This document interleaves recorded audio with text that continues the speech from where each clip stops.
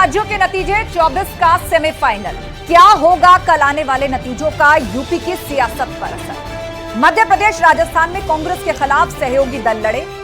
MP में 70 seat पर Samajwadi party ने चुनाव लड़ा है और राजस्थान में समाजवादी पार्टी ने कांग्रेस को 5 सीटों पर चुनौती दी है। एसपी बीएसपी के लड़ने से कांग्रेस के वोट बैंक में सेंध लगने की अटकलें हैं। एसपी बीएसपी के लड़ने का असर नतीजों पर दिख सकता है। छत्तीसगढ़ में भी बसपा और जीजीपी में गठबंधन है और इसके बाद कांग्रेस को कुछ सीटों पर मुश्किलें हो सकती हैं। इसी पर शुरू करेंगे डिबेट, लेकिन पहले ये रिपोर्ट।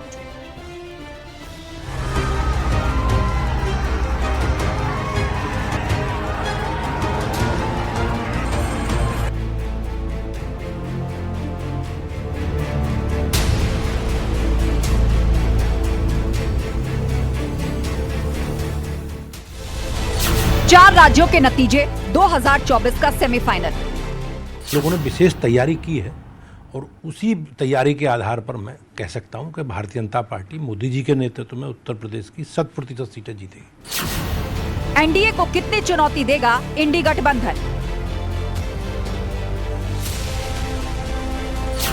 24 की बिसात, नतीजे कितने कांग्रेस के साथ? फिर महंगाई आ गई, फिर बढ़ा दिया, तो महंगाई पर लड़ेंगे, बेरोजगारी पर लड़ेंगे, भ्रष्टाचार पर लड़ेंगे। और इनकी जो सोच है, उस सोच जो देश को बांटने की, जो सोच देश को पूरी तरीके से तहस नहस करने की, वो जनता झांक चुकी है। आम आदमी, आम नागरिक अब खड़े होकर अपने अधिकार की बात बोल रहा है। एसपी बीएसपी का खेला, इंडी गठबंधन पड़ेगा अकेला।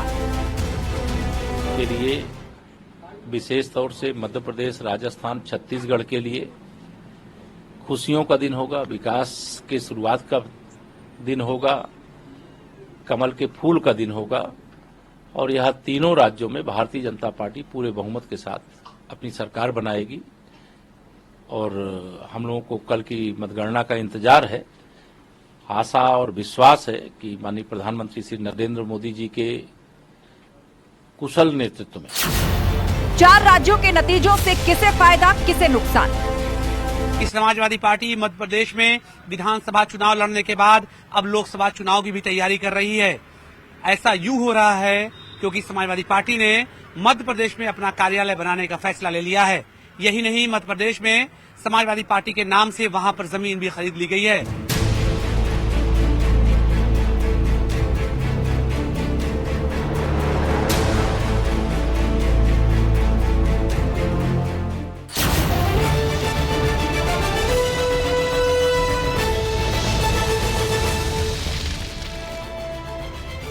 और अब वक्त हो गया है महाबहस के सवालों का, वो सवाल जिन पर फोकस रहने वाली है हमारी डिबेट। सवाल नंबर 1, क्या मध्य प्रदेश में कांग्रेस का खेल बिगाड़ेगी समाजवादी पार्टी? क्योंकि समाजवादी पार्टी ने वहां पर लगभग 70 सीटों पर चुनाव लड़ा है और ऐसे में क्या कांग्रेस का खेल बिगड़ जाएगा, उसके वोटों में सेंध लग जाएगी? सवाल नंबर 2, नतीजों के बाद इंडी गठबंधन का क्या होगा?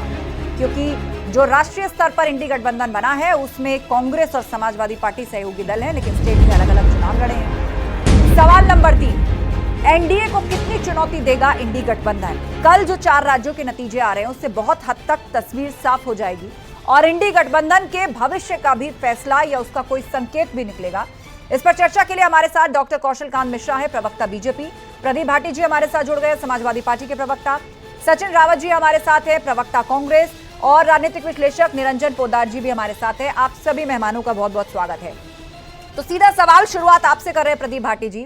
कल 4 राज्यों के चुनाव नतीजे आने जा रहे हैं, विशेषकर बात कांग्रेस और समाजवादी पार्टी की करें मध्य प्रदेश में, तो आपने तो सीधे 70 सीटों पर चुनौती दे दी, राजस्थान में भी 5 सीटों पर चुनौती दे दी कांग्रेस को। तो कल के नतीजे इंडी गठबंधन में आपके सहयोग का भविष्य भी तय करेंगे?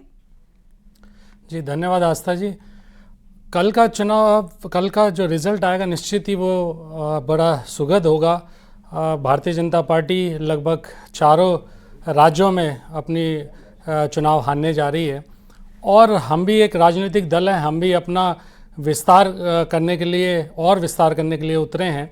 तो मध्य प्रदेश हो चाहे राजस्थान हो, हम वहाँ पे अच्छा प्रदर्शन करेंगे और हम ये जानते हैं कि समाजवादी पार्टी एक निर्णायक भूमिका में रहेगी। सत्ता जो भी कांग्रेस जिसमें सत्ता हासिल करने जा रहा है या फिर या बीआरएस करे, जो भी दल तेलंगाना की अगर बात करें तो समाजवादी पार्टी उन सभी को शुभकामनाएं देती है और हम ये जानते हैं कि भाजपा ये वाला चुनाव हारने जा रही है। और क्योंकि आगे अगर देखें हम आगे की जो रणनीति रहेगी इसमें इंडिया गठबंधन बड़ा इंटैक्ट है। ये वाले चुनाव जरूर हमने एक साथ नहीं लड़े हैं क्योंकि कांग्रेस ने ये इच्छा जाहिर की थी कि हम चलो फिर से एक बार अजनबी हो जाएं हम दोनों, तो हम वहाँ अलग अलग चुनाव लड़े और हमने बड़ी मजबूती से अपनी क्षमता के हिसाब से चुनाव लड़ा और बेहतरीन चुनाव लड़ा और हमें उसके रिजल्ट भी हमारे अनुकूल आएंगे, ऐसी हमारी अपेक्षा है। ठीक है, डॉक्टर कौशल कांत मिश्रा जी, आपका कमेंट, कल जो 4 राज्यों के चुनाव नतीजे आ रहे हैं और एग्जिट पोल जिस ओर इशारा कर रहे हैं, बहुत हद तक उत्तर प्रदेश की सियासत पर इसका असर 2024 के लिहाज से पड़ने जा रहा है क्योंकि एनडीए को चैलेंज करने वाला इंडी गठबंधन सपा और कांग्रेस दोनों आमने सामने रहे राजस्थान और मध्य प्रदेश में। आस्था जी, कुछ नहीं करना है। पोल ऑफ द पोल अगर आप देख लीजिए, सारे पोल्स को मिला दीजिए तो भारतीय जनता पार्टी की सरकार जो 2 मेजर स्टेट, तो जो 3 मेजर स्टेट है वहां बन सकती है। राजस्थान में बन रही है, मध्य प्रदेश में बन रही है। जहां तक रही छत्तीसगढ़ की बात, तो वहां पर भी पोल के नतीजे ये बताते हैं कि वहां सरकार बन रही है। ठीक, अब बात आती है कि तेलंगाना की अगर हम बात करते हैं तो तेलंगाना में पिछली बार अगर हम विधानसभा की बात करें तो हम वहां पर सिर्फ 1 सीट जीते थे और इस बार हम डबल डिजिट में जाएंगे। तेलंगाना एक ऐसा स्टेट जहां पे भारतीय जनता पार्टी को कोई पूछने वाला नहीं था, ऐसा ही कहा जाता है, लेकिन हम वहां 10 गुणों की छलांग लगाने वाले हैं, आप ये देखिएगा। अब बात आती है राजस्थान से शुरू करते हैं और मध्य प्रदेश से शुरू करते हैं। मेजॉरिटी पोल, अगर हम एग्जिट पोल की ही बात कर लेते हैं तो वो सभी दिखा रहे हैं कि मध्य प्रदेश और राजस्थान में भारतीय जनता पार्टी की सरकार आने वाली है। ये मेजॉरिटी पोल कह रहे हैं, कुछ एक्सेप्शंस पोल। बट जहां तक रही हमारे बीजेपी के कॉन्फिडेंस की बात और इंटरनल सर्वे की बात, इन सारे एग्जिट पोल के अलावा हमारे पास एक अपना एक पोल सर्वे होता है जो हमारे पन्ना प्रमुख और पेज प्रमुख के थ्रू होता है और उनकी जो फीडबैक आ रही है उसके अकॉर्डिंग हमारी सरकार मध्य प्रदेश, राजस्थान और छत्तीसगढ़ तीनों में बन रही है। और जहां तक रही तेलंगाना की बात, तेलंगाना में हम 1 डिजिट से डबल डिजिट में जा रहे हैं। कम से कम 15 से 18 या उससे ज्यादा सीटें आएंगी, जो एक दक्षिण के किले में भारतीय जनता पार्टी का एक ध्वज लहराने के बराबर है। ये आपका दावा हम है। आसान्वित नहीं, मैं लौटूंगी आपके पास, क्योंकि ऐसे ही जो पन्ना प्रमुख का आप हवाला दे रहे हैं, इंटरनल सर्वे का आप हवाला दे रहे हैं, पूर्व में भी जो विधानसभा चुनाव हुए थे मध्य प्रदेश के अंदर, वहां पर भी ऐसा ही दावा आया था, लेकिन नतीजे में कांग्रेस बढ़त के साथ सामने आई थी। वो बात और है कि फिर सरकार किसकी बनी, फिर किसकी चली, फिर किसकी बनी, और अब एक बार फिर से चुनाव में है। सचिन रावत जी से कमेंट लेते हैं। सचिन रावत जी, इंडी गठबंधन का, उसकी एकता का अब क्या भविष्य है? सीधे तौर पर मध्य प्रदेश में आप उठाकर देखिए, एग्जिट पोल से अगर शुरू करें तो बहुत सी सीटें ऐसी हैं जहां पर बहुत कम मार्जिन से बढ़त है। यदि वहां सपा ने खेल बिगाड़ दिया तो आप माफ कर पाएंगे 2024 के लिए सपा को? देखिए आस्था जी, सबसे पहले जो हमारे गठबंधन का नाम है इंडिया, और आप लगातार इंडी नाम से उसको बोल रही हैं, मैं समझता हूं कि हम लोगों का एक गठबंधन दल का नाम है, तो मैं समझता हूं इंडिया है तो उसको इंडिया बोला जाए तो अच्छा रहेगा। और जहां तक मध्य प्रदेश में कांग्रेस पार्टी ने मजबूती से जन मुद्दों को लेकर के सरकार के खिलाफ लड़ाई लड़ी है।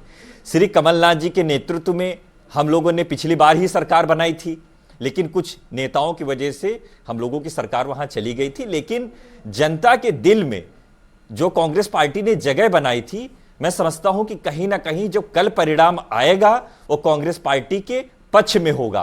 क्योंकि लगातार आपने देखा होगा कि जो 18 साल सरकार शिवराज सिंह की रही, उसमें व्यापक घोटाला रहा, जो जिसमें बेरोजगारी सबसे ज्यादा बढ़ी, महंगाई तो लगातार बढ़ी थी, किसानों पे जो मंदसौर में जो शिवराज सिंह चौहान ने उनकी छाती पर गोलियां बरसाई थी, उसका खामियाजा उनको भुगतना पड़ा। मैं समझता हूं कि जब कल परिणाम आएंगे तो कहीं ना कहीं वो कांग्रेस पार्टी के फेवर में होंगे। और मैं कह सकता हूं, मैं आपको आश्वस्त कर सकता हूं कि कहीं ना कहीं जो 4 राज्यों के परिणाम आने वाले हैं, सबके अलग अलग एग्जैक्ट एग्जिट पोल हैं, लेकिन कहीं ना कहीं जो एग्जिट पोल होते हैं वो एग्जैक्ट पोल नहीं होते हैं। बिल्कुल बिल्कुल, जहां तक एग्जिट पोल एग्जैक्ट पोल नहीं होते हैं, और जब जो जनता का जनादेश होता है उसको हमेशा कांग्रेस पार्टी ने स्वीकारा है। मैं समझता हूं कि हम लोगों ने पिछली बार 2019 के विधानसभा चुनाव जब हुए थे, हम लोगों ने सरकार बनाई थी, हम लोगों ने तीनों राज्यों में सरकार बनाई थी, लेकिन कुछ विषम परिस्थितियों की वजह से चीजें अलग हुई। लेकिन आज की डेट में कहीं ना कहीं कांग्रेस पार्टी के फेवर में चारों राज्यों में हम लोग सरकार बना रहे हैं। लेकिन सचिन जी, तब मुकाबला सीधे तौर पर आपके और बीजेपी के बीच में था, लेकिन अब समाजवादी पार्टी भी मैदान में, मध्य प्रदेश की लगभग 70 सीटों पर समाजवादी पार्टी भी मैदान में है, और आप खुलकर कुछ भी कहने से बच रहे हैं। निरंजन पोद्दार जी से कमेंट लेते हैं। निरंजन पोद्दार जी, सपा भी इस इंडी अलायंस के साथ को लेकर कुछ कहने से बच रही है, कांग्रेस भी इस सवाल से बचती नजर आ रही है, लेकिन यह बात तो सत्य है ना, कल चुनाव नतीजों के बाद कांग्रेस जीतती है, हारती है, कितना नुकसान होता है, फायदा होता है, उसका आकलन इस कसौटी पर भी किया जाएगा कि 70 कैंडिडेट सपा के भी सामने थे, जो आपका राष्ट्रीय स्तर पर गठबंधन दल है। देखिए आस्था जी, निश्चित रूप से मैं आपको शुरू से कहता आ रहा हूं कि भारतीय राजनीति के अंदर जिस तरीके से ये चुनाव पूर्व जो गठबंधन होते हैं, इनकी कोई बहुत ज्यादा प्रामाणिकता नहीं होती, क्योंकि कोई भी पार्टी बिल्कुल भी अपना सेक्रीफाइस नहीं करना चाहती, और हर एक पार्टी ये एक दूसरे के मन में जिसको कहते हैं ना, दल तो मिले लेकिन दिल नहीं मिले।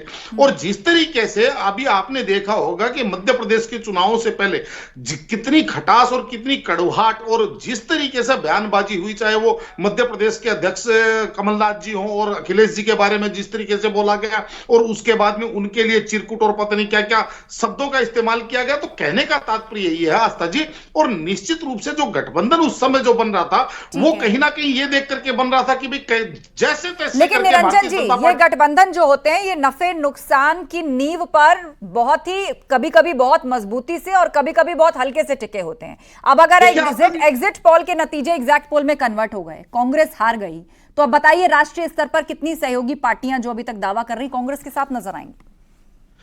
देखिए आस्था जी, आपने कहा गठबंधन, देखिए गठबंधन, पोस्ट पोल गठबंधन तो हमने कामयाब होते हुए देखे, लेकिन प्री पोल गठबंधन के अंदर जिस तरीके और विशेषकर तो ये स्थिति तब है कि जब उत्तर प्रदेश, बंगाल, बिहार, पंजाब, अलग अलग क्षेत्र की पार्टियां और उनका अपना अपना अलग अलग उनका वोट बैंक, और वहां पे अगर मान लीजिए आज मैं बात करूं उत्तर प्रदेश की, तो उत्तर प्रदेश के अंदर कांग्रेस के पास कोई विशेष भूमि बची नहीं है राजनीतिक रूप से। अगर बात करेंगे तो 2022 के चुनाव आपके सामने 2% वोट कांग्रेस को मिले थे। तो यहां पे अगर मान लीजिए सीटों का बंटवारा होगा, कांग्रेस चाहेगी, आपने देखा होगा अभी अखिलेश जी ने कहा कि हमारी 80 सीटों के ऊपर तैयारी है पूरी। और अगर वहां कांग्रेस ने अपना दांव चल दिया, प्रदीप भाटी जी, कि ठीक है आप कहेंगे आपने मध्य प्रदेश में सीटें नहीं दी, आप 70 सीटों पर लड़ लिए, तो उत्तर प्रदेश में कांग्रेस कहेगी कि हम भी लड़ेंगे यहां पर 50 सीटों पर, तब बताइए इस एकता का क्या औचित्य रह जाएगा, और इसका सीधा फायदा तो बीजेपी को हो जाएगा। देखिए, सभी दल को सारी सीटों में लड़ने की इंडिपेंडेंस होती है, और जो उस टाइम पे समीकरण बनेंगे और उस हिसाब से भी सीटें सीट शेयरिंग होगी, वो आगे देखा जाएगा। लेकिन मैं इस बात से आपके सहमत नहीं हूँ कि जो चुनाव हम लड़ रहे हैं उसमें कांग्रेस को नुकसान होने वाला है, भाजपा को क्यों नहीं नुकसान होने वाला है। आप देखेंगे सागर और रेवा बेल्ट में, चंबल बेल्ट में और कुछ ग्वालियर में भी हम चुनाव लड़ रहे हैं।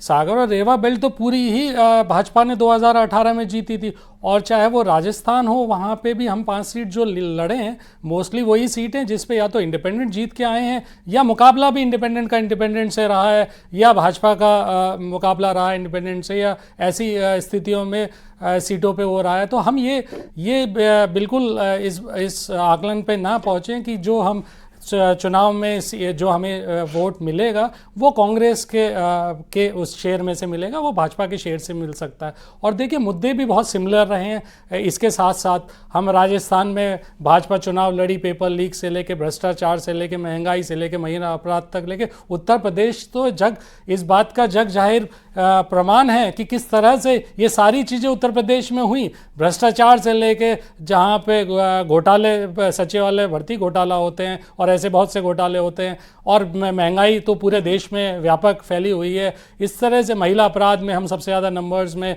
उत्तर प्रदेश के अंदर हैं, जहाँ माइनर्स को आपके ऊपर अपराध हो। इन सारी चीज़ों, इकनॉमी में जहाँ पे हमारी रियल टर्म्स में जीडीपी, रियल टर्म्स में अगर एवरेज देखें तो 3 से 4% पे हम लुढ़क के रह जाते हैं, और देश में भी वो करीब 4% के आसपास रहता है। तो ये समस्याएं तो व्यापक हैं, हर जगह हैं, चाहे वो राजस्थान हो, मध्य प्रदेश हो या उत्तर प्रदेश हो। तो हम उन्हीं समस्याओं पे जो लोगों को समझा पा रहे हैं, हम अपना क्षेत्र जरूर बढ़ा रहे हैं। हम उत्तराखंड से लेके आंध्रा तक चुनाव जीते हैं, हम महाराष्ट्र से लेके गुजरात तक हमारा अभी MLA हैं। तो हम क्यों नहीं हम अपना विस्तार करें। हमारे लोगों की भी आशाएं और आकांक्षाएं हैं, लोग हमसे कुछ उम्मीदें रखते हैं उसी प्रदेश की, हम उनको पूरा करने के लिए जरूर चुनाव लड़ेंगे और आगे भी इसका विस्तार करेंगे और कोशिश करेंगे हम जल्दी से जल्दी नेशनल पार्टी बने। ठीक है, डॉक्टर कौशल कांत मिश्रा जी। अपने दोनों साथियों को सुना और जहां तक रही उत्तर प्रदेश और राजस्थान की बात करने की, अभी इन्होंने कहा कि राजस्थान सबसे ज्यादा महिला अपराध वाला प्रदेश रहा है। ये मैं नहीं कहता, NCRB के आंकड़े कहते हैं। और सिर्फ नंबर की बात करें, अगर दोनों स्टेट की पॉपुलेशन का कंपैरिजन कर दिया जाए तो पॉपुलेशन में Rajasthan population versus crime ratio में महिला में सबसे ज्यादा, मतलब उत्तर प्रदेश से कम 10 गुना बढ़ा हुआ। और जहां तक रही, मेरे मित्र कह रहे थे भ्रष्टाचार की बात, कमलनाथ का भ्रष्टाचार कोई अभी भूला नहीं है। ये समझिए कि 350 करोड़ का मोजर बियर घोटाला, 2400 करोड़ का अगस्ता वेस्टलैंड घोटाला, 600 करोड़ रुपए का फर्टिलाइजर घोटाला, 1100 रुपए का गेहूं का घोटाला, 25,000 करोड़ की कर्ज माफी का वादा करके आए थे, वो भी नहीं किया। इसके अलावा आप देखिए, जब कमलनाथ की सरकार मध्य प्रदेश में गई थी तो जो उन्होंने बजट छोड़ा हुआ था वो केवल 13,000 करोड़ का बजट था। इसे 18 साल में बढ़ा करके 3,14,000 करोड़ रुपए पहुंचा दिया। और एक चीज बताना चाहता हूं, शिवराज सरकार जब आई है, उसने जो कांग्रेस ने बजट छोड़ा था SC ST और OBC का 1,000 करोड़ का था, जिसको 64 गुना बढ़ा करके 64,000 करोड़ का किया गया है। और आगे बढ़ाते, किसानों की बात ये कर रहे थे, जब किसानों की बात, जो समर्थन मूल्य पे जो गेहूं खरीद होती थी वो 4 लाख मीट्रिक टन होती थी इनके जमाने में मध्य प्रदेश सरकार में, जो शिवराज जी ने 4 लाख से बढ़ा करके 31 लाख क्विंटल कर दिया, मीट्रिक टन कर दिया है। आप ये समझिए कि करीब 19 से 20 गुना कर दिया। इतनी बेहतर पॉलिसी की, और जिस तरीके से लाडली महिलाओं के लिए योजनाएं लाई गई, चाहे केंद्र सरकार की बात करें, चाहे महिला रिजर्वेशन की बात करें, चाहे महिला की योजनाओं की बात करें, उसने पूरा चेंज किया। और सारे जो आंकड़े दिखा रहे हैं, वो सारे आंकड़े ये दिखा रहे हैं कि भारतीय जनता पार्टी को महिलाओं ने ज्यादा वोट दिया है। ये मैं नहीं कहता, ये तो आपके ओपन मिश्रा जी, अब हमारी बात भी कम से कम सुन लीजिए। कोई सर कंप्लीट तो करने दीजिए, आप 3 लोग अरे सुन लीजिए प्रभु, अब आस्था जी ने हमसे सवाल किया है। अब चलिए 10, हाँ अरे भैया, मुझसे पूछा गया सवाल, अब आंकड़ों की जो झूठी बाजीगरी है कितना प्रस्तुत करेंगे। अरे साहब, देखिए आस्था जी, मुझे तो एक कहावत याद आई है कि तुम्हारी फाइलों में, अरे भैया मुझे बोल लेने दीजिए। बोलिए सचिन जी, आप अरे विपक्ष की आवाज तो सुन लीजिए। मुझे पता है कि आप लोगों को नहीं पसंद है। प्रूफ कीजिए, झूठ बोला आप क्या। अरे भैया सुन तो लीजिए, प्रभु सुन लीजिए। मैं तो आपकी बात का जवाब देना चाह रहा हूं। अच्छा, आप लोग आपसी वाद विवाद में मत उलझिए। देखिए, यही रात अंतिम, यही रात भारी। बहुत पॉलिटिकल पार्टीज का ही नहीं, बहुत से ऐसे बड़े चेहरों का भी राजनीतिक करियर दांव पे लगा है, और इन चुनाव नतीजों के बाद ये भी तय हो जाएगा कि अब उनका राजनीतिक भविष्य क्या होगा। यही रात अंतिम, यही रात भारी तो चलता रहेगा, लेकिन अपने वक्त में अपनी अपनी बातें कहें। ठीक है, बोले सचिन जी, उसके बाद प्रदीप जी। बिल्कुल आस्था जी, देखिए आस्था जी, जैसे मिश्रा जी ने हमारे जो आंकड़ों की बाजीगरी प्रस्तुत की है, मुझे उस पर 2 लाइनें याद आ रही हैं कि तुम्हारी फाइलों में गांव का मौसम गुलाबी है, मगर ये आंकड़े झूठे हैं और ये दावा किताबी है। अगर इतने ही घोटाले थे तो आपको जाना चाहिए था, आपके पास ईडी था, इंटेलिजेंस था, सब कुछ था। लेकिन ये झूठ बोलने की जो सियासत है, ये जो परंपरा है, आरएसएस की है, भारतीय जनता पार्टी की है, मोदी जी की है, वही आप कर रहे हैं। अब मतदान हो चुका है, कल परिणाम आने वाले हैं।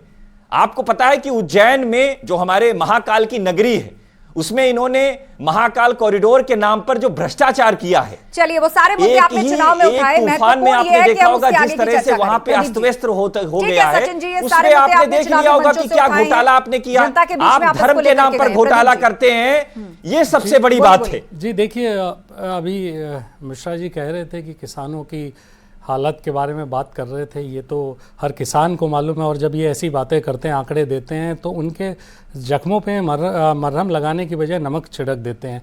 किसान के, आप पूरी एग्रीकल्चर की बात कर लीजिए, एग्रीकल्चर टू द GDP अगर रेशियो देखा जाए तो लगभग पिछले 10 साल के अंदर, 8-9 साल के अंदर वो उसमें 20% की गिरावट आई है टोटल। टोटल परसेंटेज अगर देखा जाए। तो उस तरह से आप किसान के भले के लिए आपने एमएसपी के लिए गारंटी मांगी, किसान ने, आपने नहीं दी। आपने किसान को कहा कि आप 60 की उम्र के ऊपर आपको पेंशन देंगे, आपने नहीं दी। आपने कहा फ्री इरीगेशन देंगे, नहीं दी। आपने ऋण फ्री देने की बात की, आपने नहीं दी। आपने क्रॉप इंश्योरेंस की बात करी, आपने नहीं किया। आप किसान को, आप गन्ना किसान के भुगतान की बात करी, आपने नहीं किया। आज तक किसान गन्ना ना उसकी उपज के प्रॉपर रेट दिए गए, ना गन्ना किसानों के रेट बढ़ाए गए। तो आप किस पे आप सफाई देंगे? ये सब आप जो बातें लेके आते हैं, आंकड़े लेके आते हैं, ये मैन्युफैक्चर्ड जो आंकड़े हैं। अगर आंकड़ों पे भी अगर हम बात करें, उत्तर प्रदेश में जहां 12 से 17 में हमारी सरकार में 12 से 13% का एवरेज ग्रोथ था, वहीं अगर 17 से 22 की बात करें तो वो घट के 6 से 7% रह जाता है। तो ये तो अपने आंकड़ों की सच्चाई है। लेकिन फिर भी भारतीय जनता पार्टी इसमें लोगों को बहलाने में, फुसलाने में बहुत आगे है। बहुत से लोग इस बात को समझ लेते हैं कि शायद वो जो कह रहे हैं वो सच्चाई है, बट ये आप देखते आएंगे धीरे धीरे। आपने भी एक कहानी सुनी हुई आस्था जी, भेड़िया आया, शायद 2 बार भेड़िया लोग फंस जाते हैं उस बात में, और तीसरी बार उसका जो हर्ष होता है वो वैसा ही हर्ष 2024 में भाजपा का होने जा रहा है। आस्था जी, जो इन्होंने कहा, अगर इन्हीं 5 स्टेट की बात करें जो पिछले विधानसभा हुए थे, भारतीय जनता पार्टी 5-0 से हारी थी।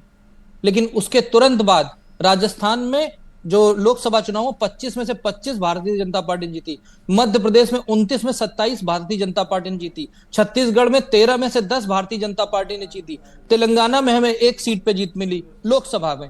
तो तुरंत जो फाइनल, सेमीफाइनल अगर हम कहें इस विधानसभा का, उसमें हमने दिखाया है। और हमारे नेता की नीति और नियति, जो तीनों इनके पास मिसिंग है, वो हमारे नेता में, हमारे जनता बार-बार आपके झूठ में, छल में, परपंच में नहीं फंसेगी। मोदी जी ने झूठ बोलने का काम किया, छल करने का काम किया, परपंच करने का काम किया।